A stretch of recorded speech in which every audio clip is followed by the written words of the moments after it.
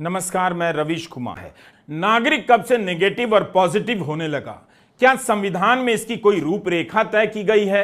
क्या इस तरह की परीक्षा व्यवस्था के रहते आप चोर के अलावा कुछ और बन सकते हैं? जहां पैसा देकर लोग डॉक्टर बन जा रहे हैं, सिफारिश से प्रोफेसर बन जा रहे हैं, तो ये कौन सा सिटीजन हुआ? पॉजिटिव सिटीजन हुआ या नेगेटिव सिटीजन हुआ?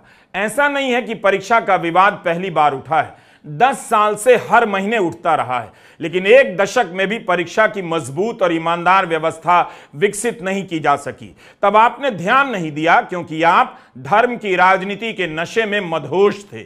इस समय भी दिल्ली से लेकर लखनऊ तक में परीक्षा को लेकर कंफ्यूजन की आंधी चल रही है। आप इस वीडियो को ठीक से देखिए और पूरा देखिए। रील्स देखने के चक्कर में आपके बच्चों का जीवन 60 सेकंड की कहानी में सिमट कर रह गया है। इससे बचना है तो हमारा लंबा वीडियो शुरू से लेकर अंत तक देखा कीजिए। यूपी से यह खबर है, दैनिक जागरण के गाजियाबाद एडिशन की हेडलाइन है कि उत्तर प्रदेश में अब एक ही एजेंसी के भरोसे नहीं होगी परीक्षा, 4 एजेंसियां संभालेंगी काम। इस हेडलाइन को पढ़कर लगता है कि एक एजेंसी परीक्षा कराती थी तो पेपर लीक आसान था, तो 4 एजेंसियां कराएंगी। कितनी गंभीरता से सोचा गया होगा, जैसे पेपर लीक कराने वाला तंत्र या गिरोह बाकी 3 एजेंसियों तक नहीं पहुंच पाएगा। 10 साल बाद प्रतियोगी परीक्षा कराने की नीति ही बन रही है, क्योंकि यूपी में सिपाही भर्ती और समीक्षा अधिकारी की भर्ती परीक्षा रद्द करनी पड़ी। इस खबर में जो उपाय बताए गए हैं उन्हें पढ़कर लगता है कि भारत को पहली बार इनके बारे में पता चला है, सूर्योदय हुआ है। खबर यह भी है कि यूपी में सिपाही भर्ती पेपर लीक मामले में गुजरात की एक टेस्टिंग एजेंसी एडुटेस्ट पर शक है। यूपी ने इसे ब्लैकलिस्ट किया है। इसका मालिक और आरोपी विनीत आर्या अमेरिका भाग गया। जब यूपी की एसटीएफ जांच कर रही थी तब यह विनीत आर्या अमेरिका कैसे भागा? सीधा जो बाइडेन को फोन करना चाहिए। असम की पुलिस अगर दिल्ली आकर कांग्रेस के प्रवक्ता पवन खेड़ा को गिरफ्तार कर सकती है, तो यूपी की एसटीएफ ने इसे अमेरिका भागने कैसे दिया? ऐसी कितनी कंपनियां अब देश में परीक्षा कराने लगी हैं? इनके मालिकों का पॉलिटिकल कनेक्शन क्या है, इसकी भी अब जांच होनी चाहिए। अगर नीट पेपर लीक को लेकर हंगामा नहीं होता तो सरकार को याद भी नहीं आता कि परीक्षा में पेपर लीक या चोरी से जुड़े मामले में सजा के लिए जो कानून बना था उसे नोटिफाई भी करना है। इसी साल फरवरी में राष्ट्रपति ने कानून को मंजूर किया, लेकिन 21 जून को इसे लागू किया गया।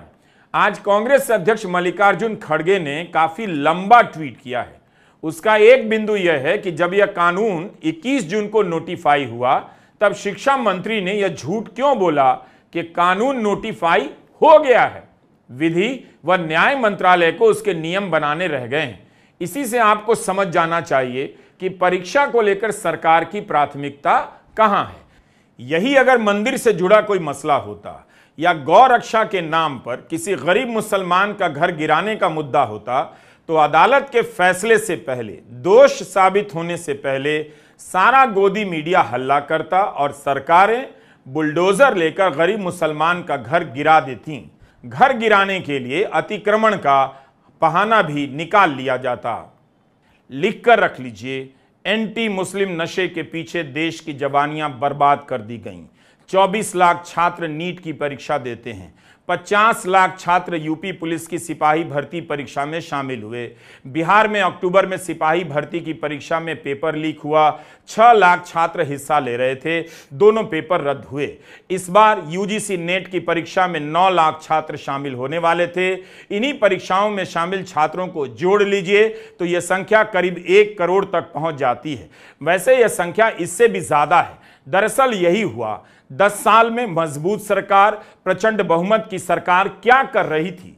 सड़ी हुई परीक्षा व्यवस्था ने उसकी पोल खोल दी है। बात बात में दुनिया की 5वीं अर्थव्यवस्था होने का दंभ भरने वाला भारत एक परीक्षा तक ईमानदारी से नहीं करा पाता है। 10 साल बाद आप पहली बार शिक्षा मंत्री धर्मेंद्र प्रधान को खबरों के केंद्र में देख रहे हैं। जुलाई 2020 में नई शिक्षा नीति लागू हुई, उसके 1 साल बाद जुलाई 2021 में नए शिक्षा मंत्री बनाए गए धर्मेंद्र प्रधान। उसके पहले वे पेट्रोलियम मंत्री हुआ करते थे। उस समय पेट्रोल की महंगाई लोगों की जान ले रही थी, मगर मंत्री जी ने एक बयान दिया कि सर्दियां कम होंगी तो पेट्रोल के दाम कम हो जाएंगे। उसके बाद से न जाने कितनी सर्दियां आकर चली गईं, पेट्रोल के दाम 95 रुपए से नीचे नहीं गए। नीट परीक्षा पेपर लीक मामले में धर्मेंद्र प्रधान की प्रतिभा को दूसरी बार समझने का मौका मिल रहा है। मंत्री जी की लाइन लगातार बदलती जा रही है। नीट पेपर लीक को लेकर उनके शुरुआती बयान इस तरह के थे जैसे अब की बार 400 पार हो गया है। फिर उनके बयान में कुछ बदलाव हुआ और वे इस तरह के बयान देने लगे जैसे इस बार 400 नहीं 370 आया है। इस बीच नीट की परीक्षा से जुड़ी ऐसी खबरें आने लगीं कि धर्मेंद्र प्रधान का बयान तीसरी बार बदलकर इस तरह हो गया जैसे उन्हें पता चल गया हो कि इस बार 240 सीटें ही आई हैं, गठबंधन की सरकार है। अब मानने लगे हैं कि गड़बड़ियां हुई हैं और जांच हो रही है। सवाल है कि इस मामले की जांच अभी तक किसी केंद्रीय एजेंसी के हवाले क्यों नहीं की गई? क्या इसकी चिंता नहीं कि देरी होने से सबूत मिटाए जा सकते हैं? मंत्री की यह गंभीरता बताती है कि 24 लाख छात्रों का भविष्य दांव पर लगा हुआ है। 4 जून से 22 जून आ गया, मजबूत सरकार और कड़े निर्णय लेने वाली सरकार अभी तक जवाबदेही तय नहीं कर पाई है। सुप्रीम कोर्ट में 8 जुलाई को सुनवाई है और 6 जुलाई से नीट यूजी की काउंसलिंग शुरू होने वाली है। सरकार ने काउंसलिंग जारी रखने का ऐलान किया है। मोदी सरकार से परीक्षा का यह विवाद संभल नहीं रहा है। उन छात्रों की सोचिए जिन्होंने चोरी नहीं की, केवल पढ़ाई की, मेहनत की। अगर परीक्षा रद्द हुई तो उन पर क्या बीतेगी? उन छात्रों की ज्यादा सोचिए जिन्होंने पैसे देकर पेपर खरीदे और वे डॉक्टर बन जाएंगे। 18-19 साल के छात्र इन सब वजहों से इस वक्त कितना तनाव में होंगे। 10 साल से देश में राष्ट्रवाद की राजनीति का विकास किया जा रहा था। इतनी नैतिकता तो आ ही जानी चाहिए थी कि पैसे लेकर डॉक्टर बनने से अंकिलों के बच्चे इनकार कर देते। बुद्धिमान लोग बहुत पहले कह गए हैं कि राष्ट्रवाद और धर्म का इस्तेमाल राजनीति में वही करते हैं जो महाधूर्त और ठग होते हैं। सूत्र वाक्य में कहें तो राजनीति में राष्ट्रवाद ठगों का आखिरी ठिकाना होता है। इसे आप किसी भी संदर्भ में, किसी भी निबंध में इस्तेमाल कर सकते हैं। हरियाणा के झज्जर का यह स्कूल है हरदयाल पब्लिक स्कूल। इसी स्कूल के सेंटर पर 6 अभ्यर्थियों को 720 में से 720 अंक आए। इसके अलावा 2 अभ्यर्थियों को 718 और 719 नंबर आए, जिसके बारे में कहा जा चुका है कि संभव ही नहीं, क्योंकि एक सवाल गलत करने पर 5 नंबर कटते हैं। तो आपको 715 आएगा, 716, 718, 719 नहीं आएगा। द वायर के श्रुति शर्मा और अंकित राज की इस रिपोर्ट के बाद क्या आपने सुना कि ईडी सीबीआई की टीम छापा मारने गई थी? क्या हरियाणा राज्य की पुलिस इसकी जांच कर रही है? इस स्कूल की संस्थापक अनुराधा यादव हैं। इनके बारे में जानकारी मिली है कि ये भी बीजेपी के लिए निगम चुनाव में प्रचार के पर्चे बांट रही थी। इनके भतीजे शेखर यादव भारतीय जनता युवा मोर्चा के जिला अध्यक्ष हैं। शेखर की पत्नी नेहा यादव भी बीजेपी से जुड़ी हैं। शेखर यादव की फेसबुक प्रोफाइल से यह पता चलता है कि वे रोहतक से भाजपा के पूर्व सांसद अरविंद शर्मा के नजदीकी रहे हैं। 2024 के लोकसभा चुनाव के दौरान शेखर ने अरविंद शर्मा के लिए प्रचार किया। स्थानीय लोगों का कहना है कि शेखर यादव विधानसभा का चुनाव लड़ना चाहते हैं। श्रुति शर्मा ने लिखा है कि शेखर यादव ने उनसे कहा है संगठन चाहेगा तो विधानसभा का चुनाव लड़ेंगे। शेखर यादव ने कहा कि स्कूल परिवार का है, लेकिन मैं स्कूल का हिस्सा नहीं हूं।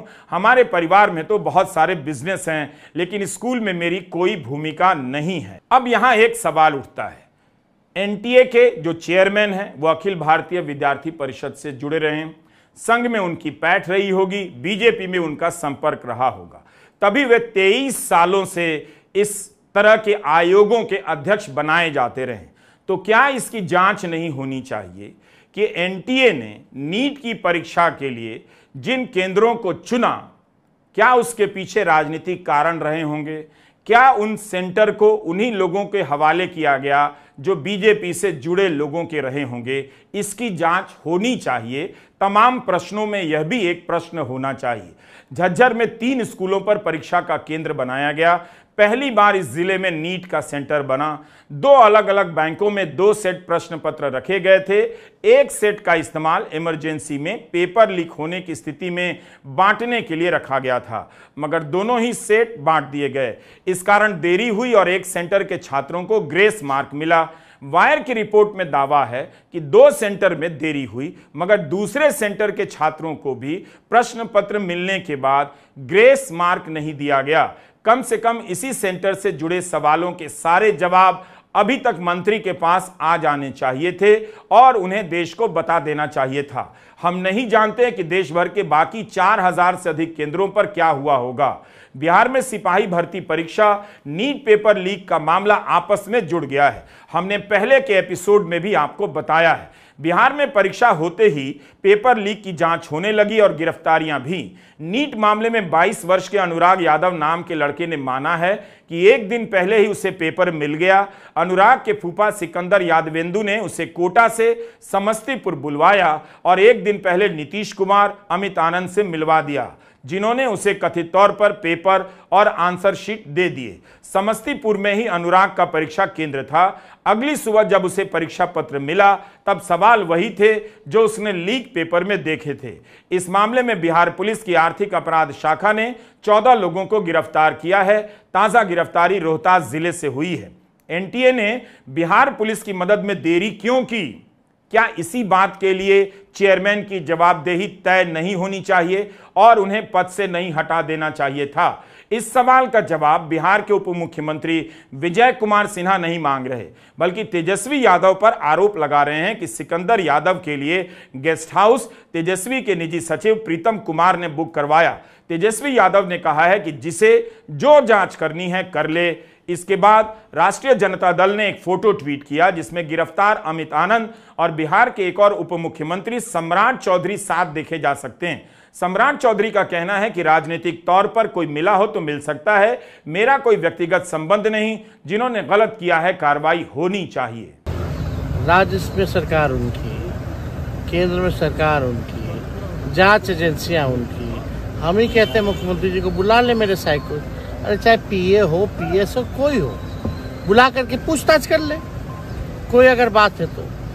लेकिन जो उप मुख्यमंत्री लोग जो सवाल उठा रहे हैं, ईओयू तो आज तक कहा नहीं है इस बात को लेकर के। इनको तो रिपोर्ट करता है नहीं, ये तो बिना ज्ञान है, इन लोगों को ज्ञान नहीं है। जब मई में जब अरेस्टिंग हुआ था तब से हम लोग आवाज़ उठा रहे हैं भाई कि कार्रवाई करनी चाहिए।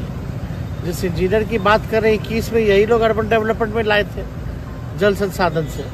थोड़ा ज्ञान प्राप्त कर लेना चाहिए इन लोगों को। ये लोग जो किंगपिंग जो है पेपर लीक के, उन लोगों से इशू को डाइवर्ट करना चाहते हैं। जो अमित आनंद है, जो आपका नीतीश कुमार है, ये कौन लोग हैं? इनको क्यों बचाना चाहते हैं? क्यों ये लोग जो है डाइवर्ट कर रहे हैं इशू को?